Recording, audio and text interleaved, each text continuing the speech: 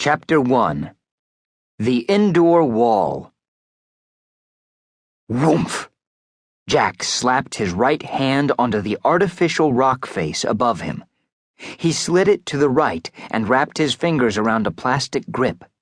Then he stretched his leg over onto a ledge and lifted his body upwards. Suddenly he heard a high-pitched voice from his left. "Beat you to the top, Stalwart!" Jack turned to look. It was Marko Mayer. Marko had recently arrived in England, having been adopted by a couple in Surrey. He was also one of the most annoying people Jack had ever met. The boys were in the same class at Planet Rocket, Surrey's biggest indoor rock climbing facility. Whoever managed to ring the bell at the top of the wall first would win. "I don't think so," Jack shouted back. Up to his left was another handhold. Jack reached out and grabbed onto it with all his strength, heaving himself upwards. He quickly looked for another grip. Marko was already a full body's length ahead. "Come on, Jack!" yelled a distant voice. It was Richard, one of Jack's best friends. Richard was Jack's belaying partner, or the person who controlled the safety of Jack's rope from below. "You can do it!" Jack was really sweating now. After climbing for nearly 10 minutes, his muscles were quivering. He glanced down, past the nylon rope dangling to his side. Everything and everyone looked far away.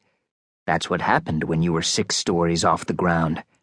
According to the altimeter on his watch phone, Jack was 65 feet high, and he had another 10 to go. Up to the left was another slim plastic grip. If Jack could reach it, he might get the break he needed. Stretching his body across, Jack pressed his cheek to the rock face and felt down with his foot to find another ledge. He managed to pull himself over to it. From there, the holds were easier to reach, and Jack was able to gain some speed. Now, he and Marko were racing neck and neck for the bell. "Ring it!" shouted Richard. But Marko was shimmying across the wall towards Jack. Instead of stepping on a ledge, he purposefully stepped on Jack's fingers. Crunch! Jack yelped in pain and immediately let go of the handhold. His body fell fast and skidded several feet down the wall before Richard locked off the rope. Jack's body stopped with a severe jolt. He hung there in his harness, swaying back and forth. Ding! The bell rang from above. Marko raised his hand in triumph and gave a smug grin. "Well done," said a voice from below. It was Mr. Matheson, their climbing coach. "Why don't you boys come down?" Jack abseiled to the ground, bouncing his feet off the wall.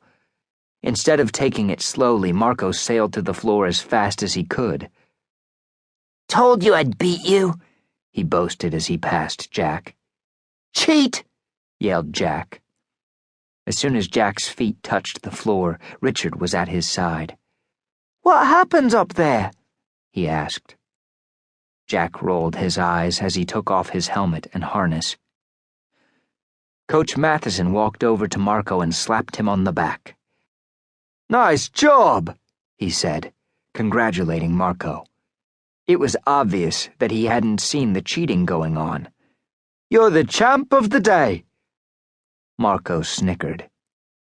Jack wanted to tell his coach what had really happened, but sometimes being a tattletale was worse than cheating. Besides, Jack figured, Marko would get what was coming to him sooner or later. "Time's up," said Coach Matheson. "Pack up your gear. See you next week." Jack looked towards the glass exit doors. As always, his dad was waiting for him. Jack said goodbye to Richard and walked over to his father. "Hi, Dad," he said, his shoulders slumped. Across the way, Marko was with his dad. The man was congratulating his adopted son. "Don't let it bother you, pal," his father said. "After all, you're the best climber in the country. You have a trophy to prove it." "Thanks."